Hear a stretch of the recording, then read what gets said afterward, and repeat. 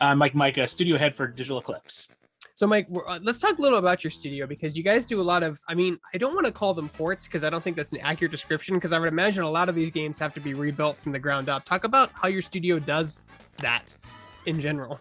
Oh, it's this is like one of those things you could go to GDC and probably have like a 4-hour panel on just to talk about the intricacies of this moment when you're trying to decide whether you can do a project or not. And in many cases, when we look at these games, more often than not, there's no source code. So we either have to rebuild it from scratch or disassemble it, or basically reverse engineer the game.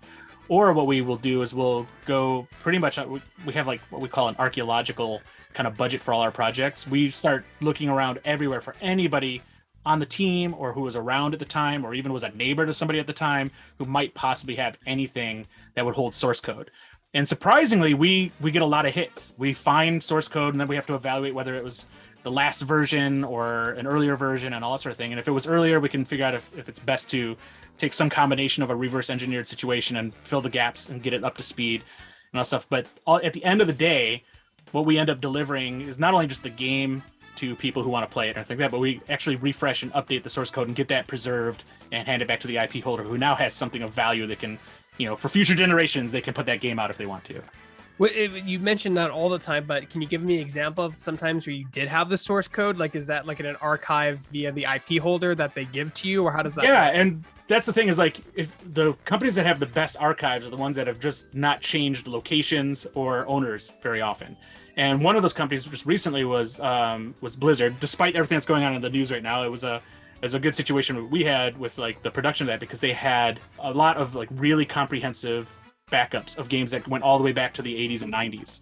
And so we basically were given just a pretty extensive source code dump of these things. They didn't know if they were newer games or older games, or older versions, or if they were the final versions. So we had to still do that. But it was enough for us to then do something that we did in that collection where we had Rock and Roll Racing. We're able to add a 4-player mode, add all the tracks from all the other versions, like Sega Genesis version and all stuff, and put it into one game, and what we called like the definitive edition. So we're able to merge a whole bunch of stuff into one cohesive version of that game. Now, would you call what you do porting, or would you give it another name just so we could label it? There was a term I hated for a long time, like that we were told we do, which was Port Plus. They're like, oh, you do Port Plus. And it's like, we do more than that. But often some of the work is there. But when we do these games, because of the amount of work that goes into it, we could easily have just done an emulator, put the game out, get it out there. But there's no value proposition there, because anybody could just go and find this game online somewhere, pirate it, or do whatever. It's not hard to do that. So we try to give them something that's of value. So when they buy it, they know they're getting something more. So that includes like what we just did with like Rock and Roll Racing, or we have like 3 categories we call it. We call it remaster, re-release, and reimagine. And in many cases, if you look at a game like Medieval that we did for Sony, we rebuilt the game from the ground up in Unreal, reimagining of the original game. And that was a bigger effort and everything like that, but that's kind of the, like, I'd say that's the furthest limits that the furthest we go with these kind of titles is just a complete rebuild without even really referencing the original source code or anything like that. We just build it all brand new. But we still have to have the essence and the feel and everything of that the fans want. And that's where the challenge then goes, is to, like, we have to make this thing feel and be the thing that everybody remembers playing in their head, but it's definitely something brand new. Yeah, that's a huge misconception. I think people think, well, don't you just take the ROM and drag it into the spitter that spits out on Xbox? It doesn't just auto-generate that stuff. It's like, no, that stuff has to be handcrafted and hand tweaked. It doesn't just work. Well, there's this thing that happens where I think a lot of people, when they remember these old games they play, in their head, the game they have in their head right now today is so much better than what they actually played. And so when you go back and say you do find it, you get an emulator and you play the game, it's, for a lot of people, it's really disappointing because it's not what the memory they had. So what we try to do in every project we go down and start to develop is we try to figure out what is that thing that you have, the memory you have of that game, and how do we get it there? Because that moment, the context of that moment, like where games were at the time, what you're experiencing was something that was really amazing and pure at the time, but like to go back to it today, you've seen so much more since then. To go back to it today, it feels lackluster. So we try to at least get the game to that level, but also still include the original, because it's kind of fun to look back on what the original actually was. You get to play that, you have it in there, and then you get to see how much work went into. actually updating that game. Yeah, it's interesting because like when I for example, like I bought the Mario 3D All Stars game and I played it for maybe like a half an hour. I'm like, yep, it's Mario, and then like, you know what I mean, like you're like, yep, and then you're like, you know what I mean, that's what it is. Like it's nostalgia is weird like that, especially with so many of your licensed IPs. Like they're all nostalgia based games, all games in the 80s and 90s, like kids played on the Nintendo for the first time.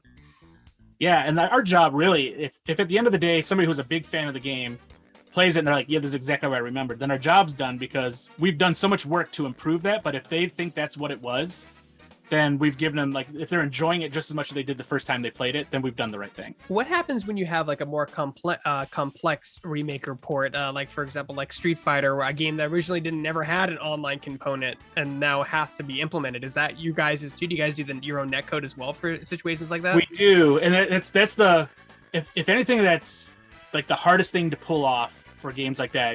It's getting netcode that feels natural for those games, and we're still perfecting that. In fact, we've got a whole new approach now how we're doing this that hopefully people get very excited about. But when you're doing a game like that, the game was built, think of Street Fighter. Street Fighter has single frame accuracy of everything you're doing, and like there is no physical way in the world you can have information send over the network and come back with that kind of accuracy and be that perfect and that immediate.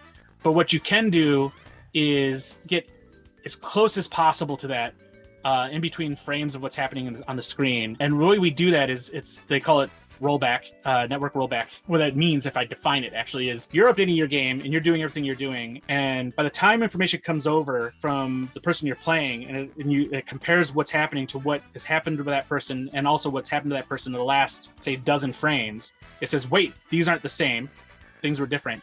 What it does is it rewinds to the difference, to the last difference of the game, and then simulates forward without displaying it, and then immediately corrects everything. So the next time the screen displays, everything's exactly where it's supposed to be. And right now, the internet in the US, particularly, I can speak to that, and then around the world, it's all different. But like generally around the world, basically the speed of data everybody can have access to is good enough that you can do that and really hide a lot of the discrepancy in frames. So it's like by the time it corrects itself and the next frame's coming up, so much has happened that you have no idea happened, and it just feels pretty immediate and pretty smooth.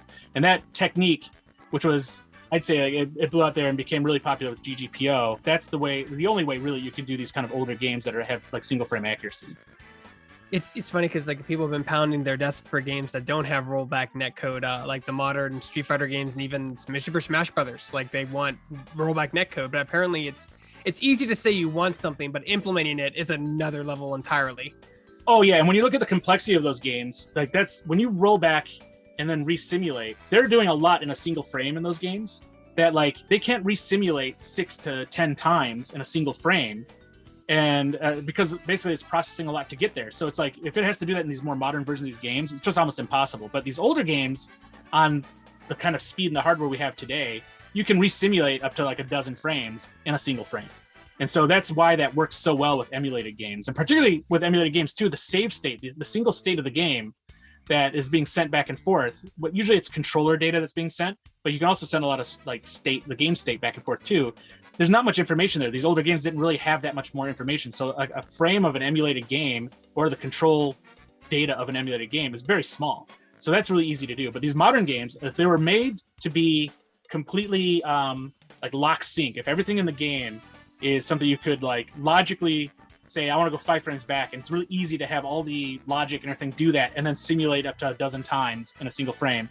All these modern games could do it, but it's really challenging. If you want your game to look really good, sound great, have just some like amazing graphics and a really crazy kind of collision and all that stuff, you're really trading off the ability to do stuff like rollback. That's interesting. Because that's been, I think with the COVID and stay-at-home orders, a lot of competitive fighting games specifically have seen just the resurgence of we want rollback netcode because everyone's at home playing. They can't go to events. They've tried to play events digitally, and it was an awful experience. Some of them still do, but it's still like having that 2 or 3 second input lag is devastating in a game like Smash Brothers or Street Fighter. Like when you said, when it's frame dependent, like single frame means everything, and you don't have that support.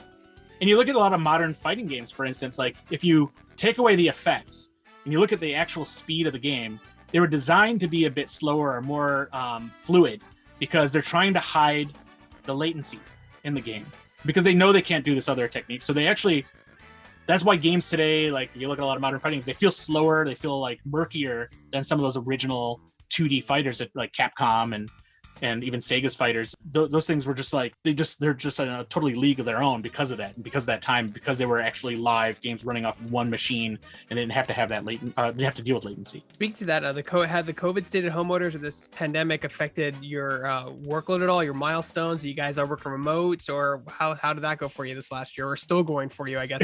I know it's still going for us, and like when it first happened, we were really proud of ourselves because it seemed like we had an uptick in productivity, and I think a lot of that was like people.